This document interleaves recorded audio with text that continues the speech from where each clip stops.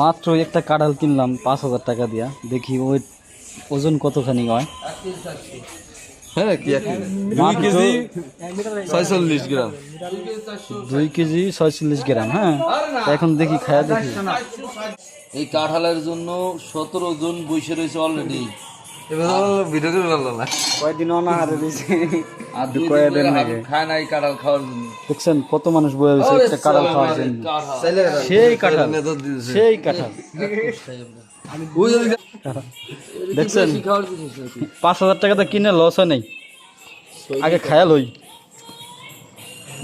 মিষ্টি আছে, সেই মিষ্টি। বন্ধু কাঁঠাল কয় টাকা নিছে? 5,000 টাকা। কাঁঠালটা কিন্তু সেই স্বাদ। সেই সাত মানে